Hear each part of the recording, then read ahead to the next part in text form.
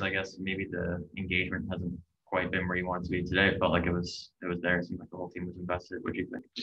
Yeah, I think it took us a little while. I think they had you know the majority of the momentum in the first period, but then as the game went on, I think the second we started to come, we started to skate, and we were able to get into their end and get on the forecheck and have some ozone time. So I was certainly encouraged by the last couple of periods, and we've got a younger group that's just learning how to win against some older players, and so it was good to see. It was definitely good to see. I thought our power play had some good zone time, and our kill was for the most part good against a really good power play.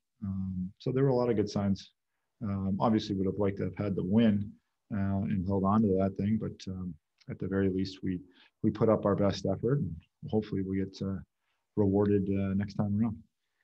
I don't know too many guys that smile ear to ear after getting punched in the face a few times, but Ian MacKinnon has just had been such a presence out there time and time again for a guy that probably a lot of fans didn't really know anything about.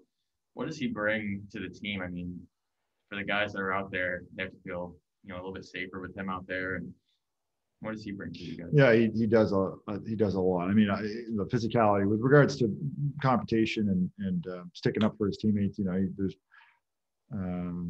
certainly no one better than him. He's certainly making sure that things are going the way they should be going with the other group, and if there are liberties taken, he's certainly the guy that's going to set everybody straight.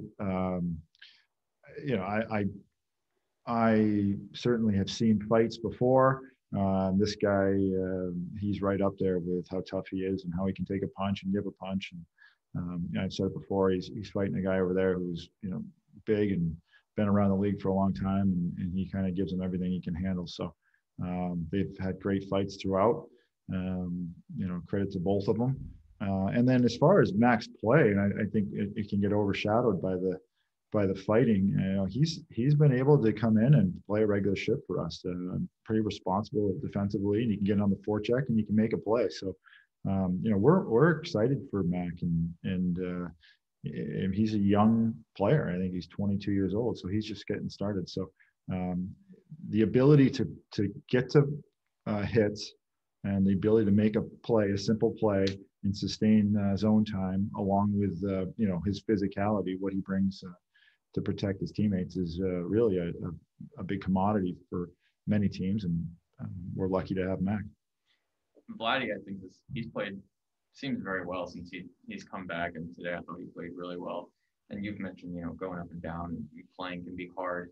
He obviously would have wanted to get the win for him today, but what do you think of his performance? It was outstanding. I mean, he made a couple huge saves in the slot, point blankers. Yeah, I'm bumming because we just can't get that third goal for him. We can't get that one to put him over the edge to get back in the win column. So I'm hopeful we can crack open the seal or whatever we've got against us right now with our offense, and put a 3-4 in, so that we can get him where he needs to be, because he's given us a chance every night, really every night since he's been here. So he was good. We just need to score one more goal or two more goals, whatever it might be, to get him the win. My last question, I'm just kind of curious. You ended up scoring on the 5-on-4 power play, but you were on the power play. They took another penalty. You could have had the 5-on-3. We ended up having 5-on-3, but kind of for a short period of time there. Would you, in that situation, prefer to just give them the puck, or do you think the 6-on-4 is just as good? Or yeah, I mean, we don't obviously have a hard line on that.